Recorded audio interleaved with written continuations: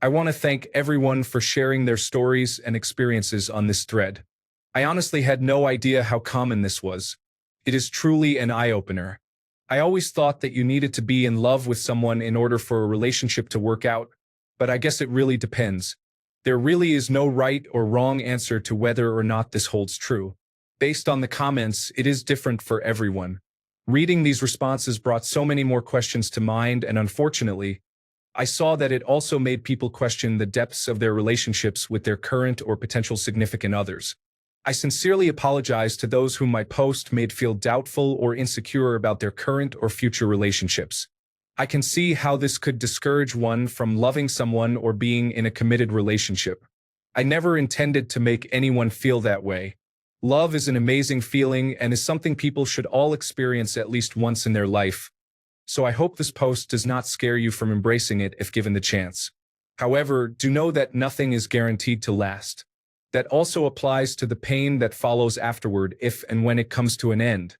Anyway, thank you so much to the community, including women, for participating in this discussion. I am sorry I was not able to reply to all of you, but know that your input is appreciated. Thank you so much. Whoever you are, this is my first post, so it means a lot. Again, thanks. Story 1. I know 2 people who did this. I didn't think it was that common, but it seems some people would rather be in a relationship for companionship and friendship, even without love, than be alone. Story 2. Got married young at 20 to basically the first real girlfriend.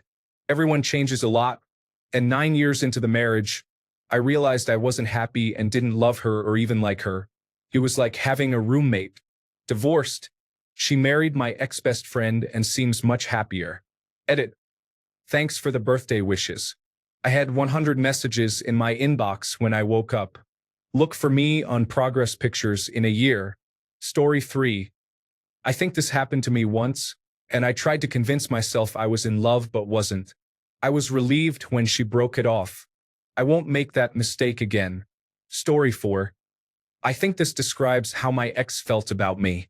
I took care of him and made life pretty cushy because I was so in love, and everyone thought we were so cute, so I think he felt pressured. We were college sweethearts. After getting married, he acted resentful about little things, was emotionally abusive, though I think somewhat unknowingly, and it was always my fault he wasn't happy. Then he cheated repeatedly until he met someone he did fall in love with. He basically wanted to get caught with her and did, so it all came out. We divorced, and they are now married, and they are probably a good couple together. I just wish I wasn't the one who had to suffer because he couldn't be honest with himself.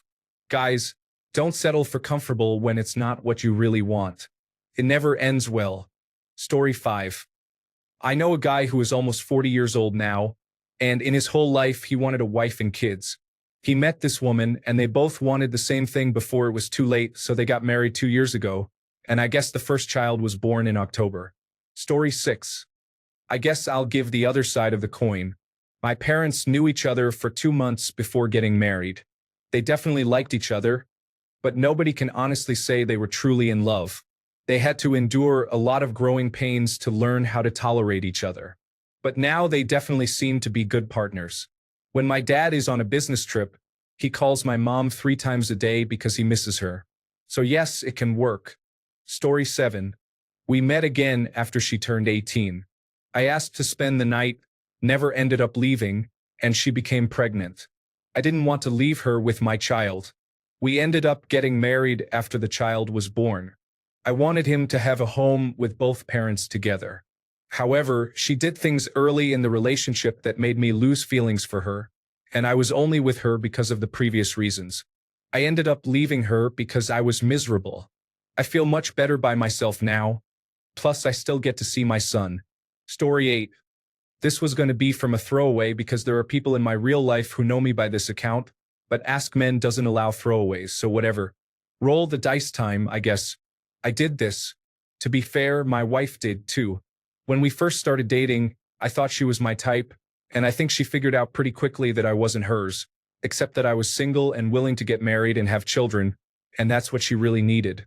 She is a terrific mom, Parent-Teacher Association vice president, all of that, but there is no love between us. We moved in together pretty quickly, 6 months in, and I learned pretty quickly after that we weren't very compatible and made plans to break it off.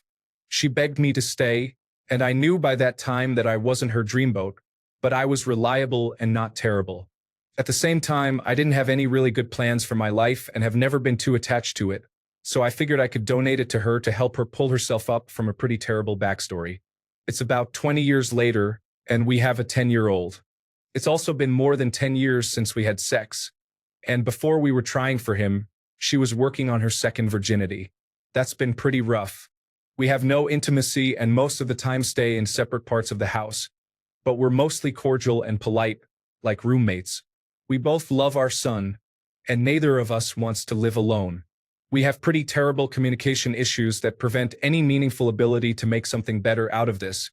But neither of us is contemplating divorce, that I'm aware of. Overall, I wouldn't say I'm very happy with the situation, but to be fair, I wasn't terribly happy with my life beforehand, so it's hard to separate out how much of it is from the situation, how much I brought into the situation, and how much is just me.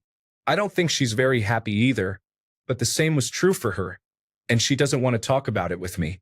We both take stuff to keep us mellow instead of depressed, but she says it's not for depression for her. My goal is to keep it as opaque as possible to the kiddo for as long as possible and make it very clear that he's loved by both of us. After he's no longer a kid, we can figure out if we need to make changes. Thank you, kind gold-giving strangers. This continued to get attention through the night after I was pretty sure interest would wane. Most of the comments were well-meaning, and I appreciate them.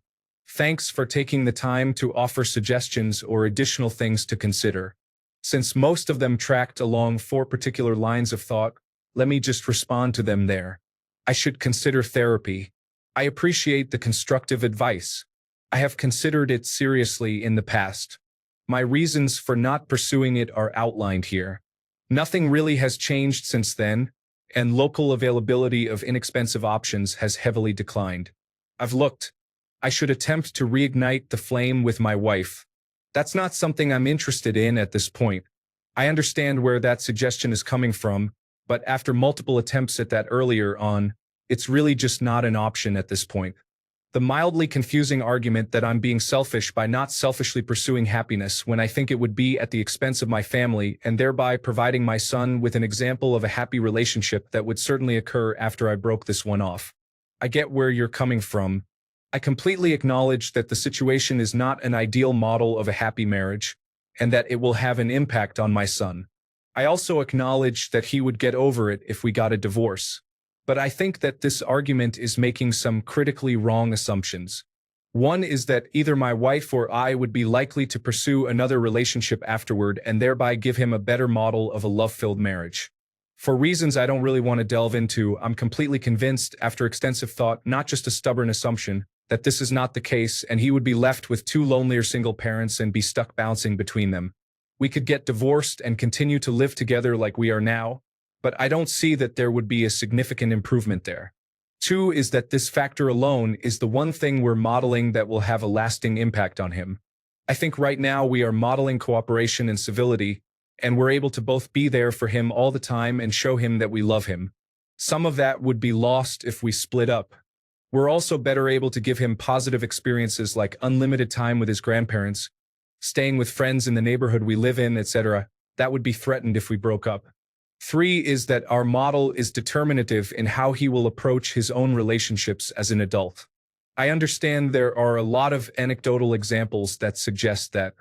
My own anecdotal example does not, and as I come from a big family and have friends in several families with multiple children, I can say with confidence that the same parental example can produce a very wide result in their children's approach to marriage. I should look into an open relationship. This is something I discussed with my wife very early on in our relationship, and the response was not positive. I don't think there's any chance her position has changed. Just as importantly, I've come to the conclusion that I'm not particularly interested, as I think I would have a difficult time being intimate with someone and not becoming deeply emotionally attached. Thanks again for your suggestions. Story 9. A lot of people just want a witness to their life. They get older and their friends disappear for one reason or another, and they look around and realize they have no one to tell their stories to or create memories with. So they start taking dating seriously. After a couple of years, They start getting worried they will never find someone and settle for someone who will be a good wife and mother and call it a day. Story 10. I married a woman I loved, but I didn't believe she would be my wife forever. She had a very religious father who was disowning her for being with me, living in sin. She kept asking, "Let's just get married." She'd say, "It's just a piece of paper." So I did it. We ended up with 3 kids. When the divorce happened, I got custody. Go figure. Long story. Story 11. I was thinking about doing this 3 years ago. I wasn't in love anymore with my girlfriend of almost 5 years.